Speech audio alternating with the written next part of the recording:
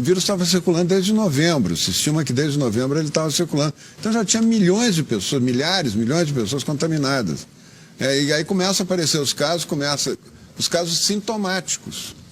Porque uma coisa importante que a população saiba é que 99% das pessoas que vão ser contaminadas pelo vírus não vão ter sintoma nenhum. Mesmo jovens assintomáticos representam risco aos mais velhos, justificando assim a necessidade do isolamento social. Isso é uma força da natureza, é uma história natural da virose. Ela só regride quando a maioria da população está contaminada. E a maioria não vai sentir nada. Não se assustem, porque vai aumentar muito o número de casos. Não quer dizer, até porque o Ministério está conseguindo mais kits para fazer exame e tal. Não tem problema, vai aumentar o número de casos.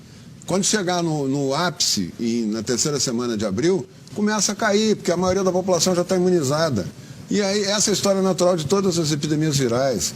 Depois, o presidente sugeriu, na contramão de todas as evidências científicas e de todas as recomendações médicas, que as restrições à circulação de pessoas adotadas até aqui são exageradas. Não tem como parar o mundo. Quanto tempo vai ficar parado? Fica todo mundo em isolamento, ninguém faz nada, e o vírus desaparece? Não, o vírus está ali.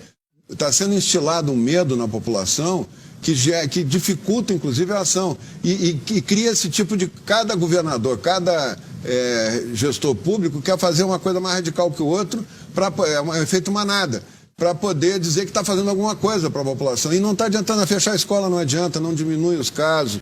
Essas medidas pirotécnicas de fechar tudo não diminuem uma morte, nenhum caso. A epidemia vai seguir o curso dela. Entendeu? E vai terminar nessa data que eu estou te dando, independente de estar fechada a escola ou não. O número de casos suspeitos deu um salto aqui no Brasil. Eu acho que é mais fácil uma pessoa morrer atropelada no parque, atropelada numa rua aqui do Brasília, do que morrer de coronavírus. O coronavírus vai ter um número muito baixo de casos fatais. A maioria das famílias brasileiras já tem uma pessoa com vírus. Estatisticamente já tem. Se fechar em casa, ela vai contaminar todo mundo. Foi o que aconteceu na Itália, na Lombardia.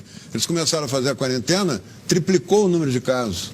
12 dias depois tinha o triplo de casos por dia, casos novos por dia. Não funciona isso aí, não funciona. O que tem que seguir o bom senso da medicina, da epidemiologia, tomar os cuidados, sempre estar lavando as mãos, sempre manter essa distância, uma distância de 1 metro, no mínimo 1 metro de distância. Mas existem alguns órgãos de comunicação que estão só reverberando o tempo todo sem parar.